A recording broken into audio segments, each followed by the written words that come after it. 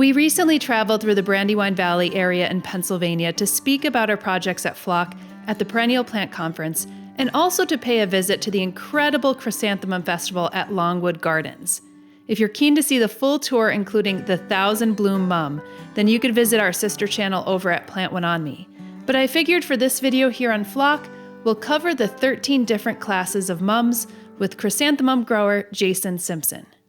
So one of the things that I wanted to discuss is that when we think about like mums, we often think about the traditional mums that you pick up at your grocery store or at your independent garden center or whatever.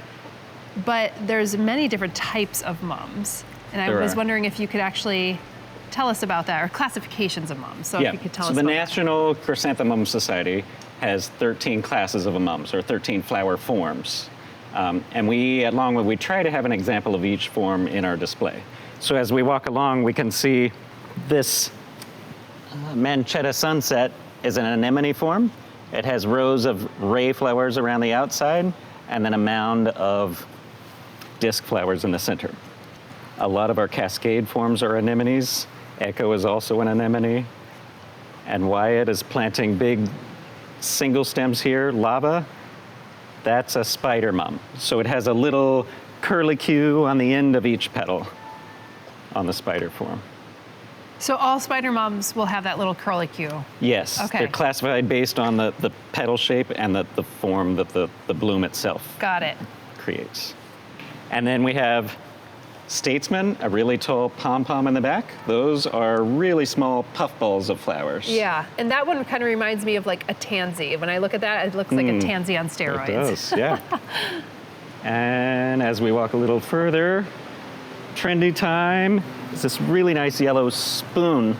So each petal is a tubular petal with a flat tip on the end of the flower. And you know, with these classifications, this is just over maybe hundreds or thousands of years of like breeding. It is. And then this actually becomes the shape. It's almost like a dog breed, if you will. Like develops these characteristics. It's been bred over, you're right, hundreds of years. Wouldn't have been found naturally in nature, but then over breeding, they've formed all these incredible forms. And I'm so fascinated, like if you take like, I mean, can you take something like a spider with a spoon and make a spoon spider? You know what I mean? Or like what, you know what I mean? I think you could. Chrysanthemums are easy to cross and reproduce by seed, so you could. I don't know what the result would be. Yeah. I read an article yesterday about how the classifications have changed over time, that 50 years ago there were 15 classes of mums, and they've sort of simplified it. And through breeding over years, different forms emerge. Interesting. And so if they hybridize easily, I would imagine that they have very similar chromosomes. Like sometimes when they have different chromosomes, it makes it a little bit more challenging to. I don't know anything about hybridizing like mums, but that'd be something. About breeding, but that's something that I would, just guess. Another one of my favorites is a quill form.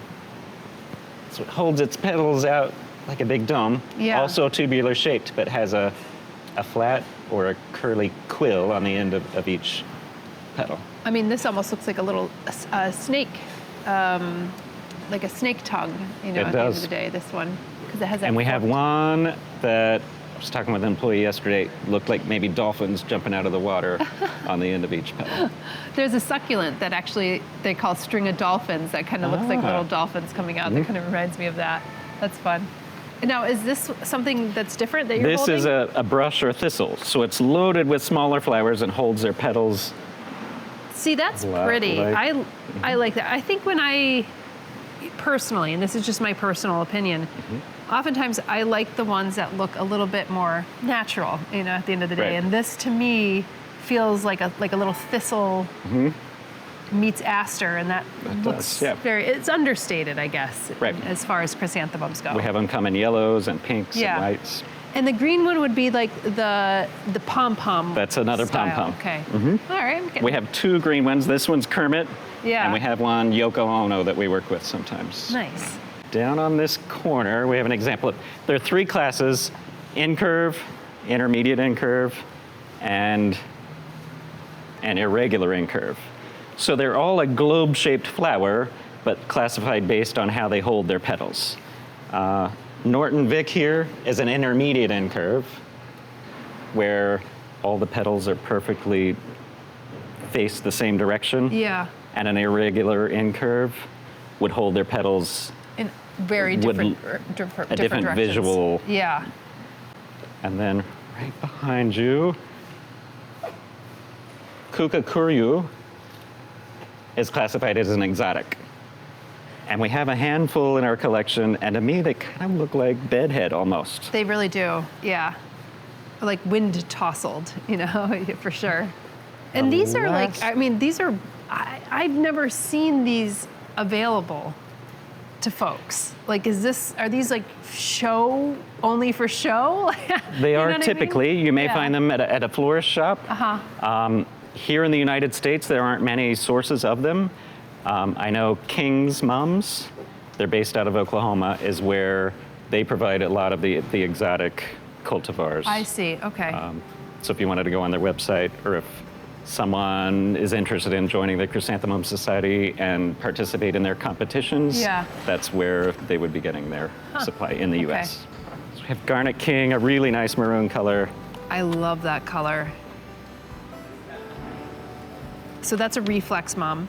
And then what is this? What would this be considered? That's more Garnet King. Okay. So this so it one changes. is not fully open yet. Oh, I So it see. looks different as the days go by and as the weeks go by. Right, so you're probably classifying them when they hit their peak. Yeah. Yeah. And is there any one that you're missing here of the 13 classifications? I think one more class of mum, a decorative, is more what you would think a traditional form of flower that you would see in flower arrangements. Well, this is great. Well, thank you so much for taking us through mums, because I think these are like mums that like your grandmother wouldn't have necessarily. If she did, she was a fancy grandmother. Thank you so much. Every year, 10% of our Google AdSense proceeds are reinvested back into community-based projects here in the Finger Lakes. And that's matched by our partners over at Espoma Organic. So your like, subscribe, and tap on that notifications button helps support these efforts. We'll see you in the next episode here at Flock.